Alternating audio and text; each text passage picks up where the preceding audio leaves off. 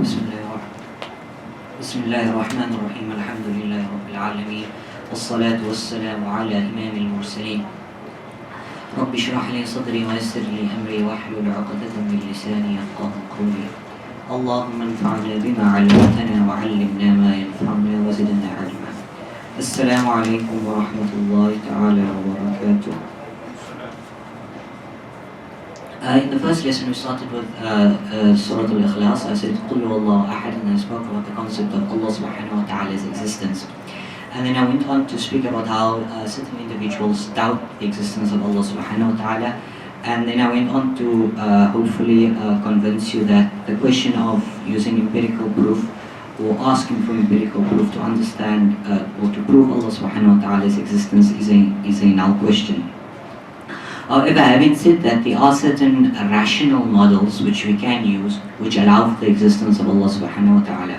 So there are a couple of rational models which I'll go through which allow for the existence of Allah subhanahu wa ta'ala. The first model is what I refer to as a science model. So if I can slightly modify one of the theories of Badiou Samanse Nursi, who was a Turkish scholar, he died in the year 1960, where he says that every single pinhead must have had a creator, every single mural must have had a painter, every single book must have had an author. So how then can we look at the sophistication of ourselves, the sophistication of our interactions, the complexity of our existence, the intricacy of the universe and the heavens and the earth, and yet still somehow come to the conclusion that he does not have a designer, that he does not have a sustainer, and that he does not have a creator. A Bedouin was asked, how do you know that your Lord exists? And he says that camel dung indicates camels, donkey dung indicates donkeys, and footprints indicates travel. So the sky with its constellation, the sea with its waves, do not these indicate the all-knowing, the all-powerful? And if you look at this incident with the Bedouin, you find that the word used is tadullu. It's an indication, not necessarily a proof of Allah subhanahu wa ta'ala's existence, but it's an indication of the existence of Allah subhanahu wa ta'ala. You find a similar concept in the Qur'an in Surah Al-Baqarah. Allah subhanahu wa ta'ala says, إِنَّ فِي خَلْقِ السَّمَاوَاتِ وَالْأَرْضِ, certainly in the creation of the heaven and the earth, وَاخْتِلَافِ اللَّيْلِ وَالنَّهَارِ, and the alternation or the changing or the differing of night and day, وَاخْتِلَافِ اللَّيْلِ وَالنَّهَارِ وَالْفُلْكِ الَّتِي تَجْرِي فِي الْبَحْرِ, and the ship that sails upon the ocean, وَالْفُلْكِ الَّتِي تَجْرِي فِي الْبَحْرِ بِمَا يَنْفَعُ النَّاسِ, in order to benefit mankind, بما ينفع الناس وما أنزل الله من السماء من ماء فأحيا به الأرض بعد موتها. And when Allah subhanahu wa ta'ala sends down from the heavens rain, فأحيا به الأرض, and He gives life to the earth بعد موتها, after death, فأحيا بالأرض بعد موتها وبث فيها من كل دابة وتصريف الرياح والسحاب المسخر بين السماء والأرض. Allah says, and Allah subhanahu wa ta'ala dispersed beast therein and directed the wind and controlled the clouds بين السماء والأرض, between the heavens and the earth. Then Allah subhanahu wa ta'ala says لَآيَاتٍ لِقَوْمٍ يَعْقِلُونَ. It is signs, not proof, but it is signs for those who have understanding. And the obvious issue in these ayahs are obviously that you look at the intricacies, the complexities, the sophistication of Allah subhanahu wa ta'ala's existence, the sophistications of the heaven and the earth, the sophistication of the water cycle, etc., etc., etc. But it's also in many ways an indication or signs to our existence as human beings, because we were all at one point, Allah subhanahu wa ta'ala asked, am I not your Lord? And then we all replied in the affirmative. And then we, so to speak, died from that dimension. And then eventually we were, so to speak, born in the wombs of women, right? And then once again we, so to speak, died from that dimension of the wombs of mothers. And then we were born to the life of this world. And one day we will die to the life of this world. And then we will eventually be resurrected to the life of the grave, and one day we will die to the life of the grave and be resurrected on the day of Qiyamah. And if you look at this ayah makes mention of this cyclical nature of life. Allah subhanahu wa ta'ala speaks about the night and day. You find that the night progresses and then it dies and gives birth to the day. The day progresses and then it dies and gives birth to the night. You find a very similar example with the rain cycle, for example. It's a continuous cycle of evaporation and precipitation, where water is evaporated, comes down as rain, seeps into the earth. Once again, that water is evaporated, seeps down into the earth. A similar example, Allah subhanahu wa ta'ala says, Allah subhanahu wa ta'ala speaks about how Allah subhanahu wa ta'ala gives life to a dead earth, right? Any food that you have, right? Whether it was the porridge you had this morning, right, or the bread you had, it must have been made either of wheat or corn or oats or rice, whatever the case may be. You would find that, let's take for example that grain of corn. At one point that grain of corn came from a corn cob, right, which at one point in time was a seed. That seed in turn came from another corn cob, which in turn was another seed. And you find this continuous cycle, this continuous nature of life, where the earth is dead and it's brought to life, and the earth dies again and it's brought to life. You find this is essentially what you find during the seasons of the year, right? You find that the earth is dead, comes to life, it dies, it comes to life, and these are signs of our existence, of the path that we as human beings will also follow. There's a couple of other issues that you can look at from the science model. For example, you can take all the different parts of the human being. You can take the arms, you can take the eyes, you can take the nose, you can take the mouth, the teeth, the heart, and you can put them all together, but it will be impossible for you to create a human being. You can look at the concept of water, for example, of how it's a very unique substance which is needed for life. It has, for example, quite a wide range of temperature between boiling and freezing. It's neutral. It's a universal solvent. Also, an interesting aspect of water, you'll find that in its solid state, when it freezes, it actually rises to the top of the water. Which allows for the existence which allows for fish to live in very cold climates. Another example, you can look at the complexity of the DNA. You can look at the ideal position that the Earth is from the Sun, right? If it was nearer to the Sun, life could never have been able to exist, because the Earth would have been too hot. If it was further away from the Sun, life would not have been able to exist because it would have been too cold. You find the size of the Earth, our solar system. You find our hearing is another example, right? We can only hear within a very defined range, right? Between 20 and 20,000 hertz, right? And it just so happens that human beings are able to speak within that range, where other human beings are able to listen. Of the billions of human beings on the earth, it just so coincidentally happens that we are able to speak in that one particular range, which other human beings can hear. This can only come about as a result of a creator of the heavens and the earth. Another sort of model that we can use to understand the concept of our creation is not exactly, again, it's not exactly a proof, but if we understand our existence as being servants or slaves of Allah subhanahu wa ta'ala, as being the creation of Allah subhanahu wa ta'ala, it overcomes many issues that we have in our society, issues of racism, bigotry, changes in the status of wealth, right? Just now recently, one of the well-known figures in South Africa passed away, rahimahullah, and everyone was praising the man. And you find a lot of what he stood for is found within within Islam as a religion. In fact, even if you look at it from an aesthetic perspective, if you look at it from the perspective of beauty, interestingly enough, we are increasingly living in a world where there's a particular standard of beauty, and if we don't match a particular standard of beauty, it becomes very problematic in the world that we live in. But when Allah subhanahu wa ta'ala says, Allah alladhi khalaqaka fasawwaka fa'adalak, Allah subhanahu wa ta'ala is the one who created you, Allah subhanahu wa ta'ala is the one who proportioned you, and Allah subhanahu wa ta'ala is the one who balanced you. Allah subhanahu wa ta'ala says, خلق السماوات والأرض بالحق وصوركم فأحسن صوركم. Allah subhanahu wa ta'ala says, Allah created the heavens and the earth But when Allah subhanahu wa ta'ala speaks about human beings, Allah subhanahu wa ta'ala says, وَصَوَّرَكُمْ فَأَحْسَنَ صُوَرَكُمْ. Allah subhanahu wa ta'ala shaped you, and Allah subhanahu wa ta'ala shaped you in the best of shapes, right? Allah الذي جعل لكم الأرض قرارا والسماء بناء. And against Allah subhanahu wa ta'ala uses this, وَصَوَّرَكُمْ فَأَحْسَنَ صُوَرَكُمْ وَرَزَقَكُم مِّنَ الطَّيِّبَاتِ. If Allah subhanahu wa ta'ala says that Allah subhanahu wa ta'ala shaped you as a human being in the best of shapes, how then can human beings believe that there's any one of human beings who have been created without the concept of beauty? Allah subhanahu wa ta'ala chooses who will be able to observe beauty in different people. Allah subhanahu wa ta'ala through His wisdom chooses that certain people will observe beauty, will be able to perceive beauty in others. The fact of the matter is that beauty exists. It's only that some people will be able to perceive it and others will not.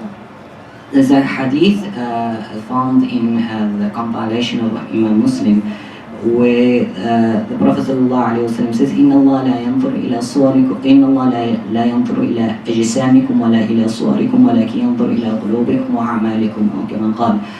Where the Prophet ﷺ said that Allah subhanahu wa ta'ala does not look at your body nor at your figure, ولكن ينظر إلى قلوبكم وأعمالكم, but Allah subhanahu wa ta'ala looks at your heart, and Allah subhanahu wa ta'ala also looks at your actions. Another argument for the existence or that allows another model, a rational model that allows for the existence of Allah subhanahu wa ta'ala is what is referred to as the cosmological argument. So the cosmological argument essentially has four steps, if you like. So number one, it's established that the universe exists. Number two, what begins to exist must have had a cause. Number three, the universe began to exist, therefore the universe has a cause which should be beyond space, time, eternal and self-existing.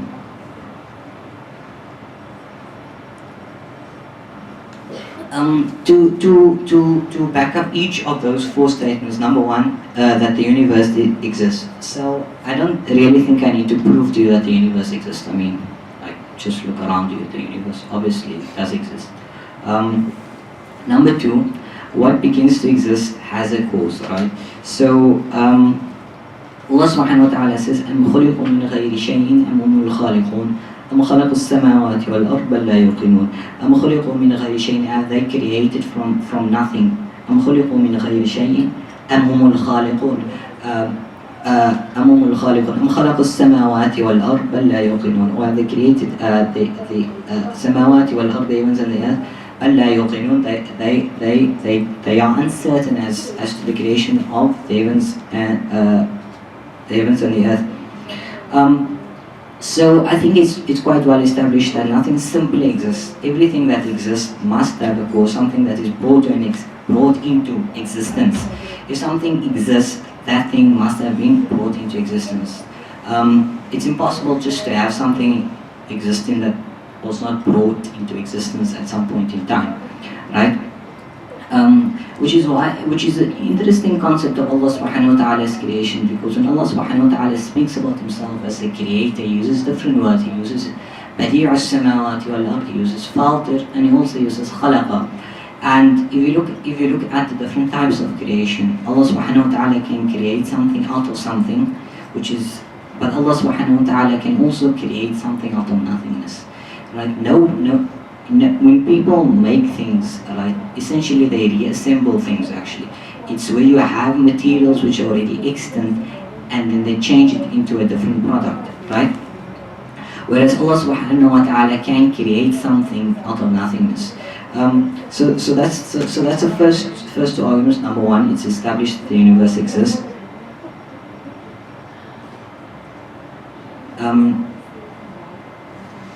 Number two, what exists must have a cause, must have.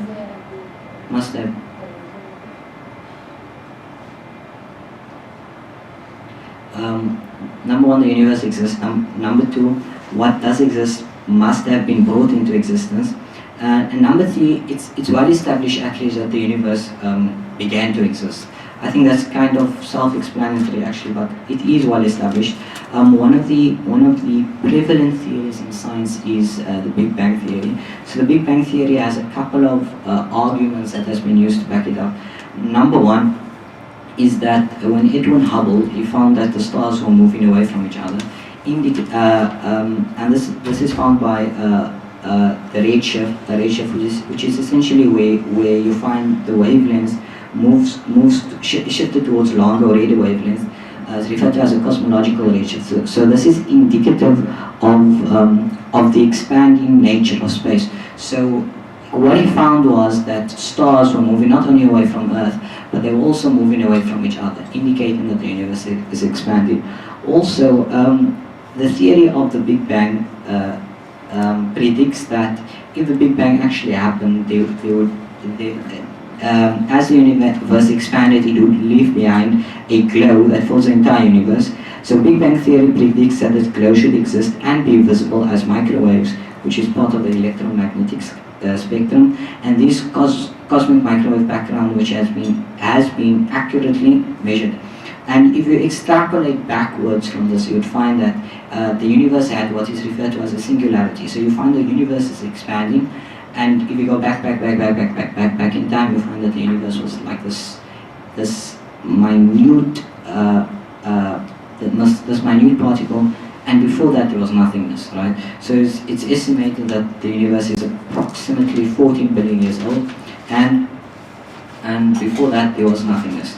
So if the universe had come into existence, it must have had a cause, and if that being that brought the universe into existence, number one, it has to be singular, right? And there's a logical principle called Occam's razor, which says that when you try to explain something, the best explanation is the simplest explanation. So the originator or the creator of the universe, number one, he has to be singular. Allah subhanahu wa ta'ala refers to himself as Qul huwallahu ahad. Allah subhanahu wa ta'ala is one. Right? Number two, so some would ask that why can't the universe just come into existence out of itself? Or why can't the universe be a cause of itself? Number one, firstly it would be absurd, and we know these things doesn't happen. Secondly, we can conclude that the creator must be non-contingent and self-sufficient. In other words, the creator of the universe must not, in and of himself, need to be created. And Allah subhanahu wa ta'ala refers to himself in this very way when Allah subhanahu wa ta'ala says, Allahu Samad. Number three, you also need to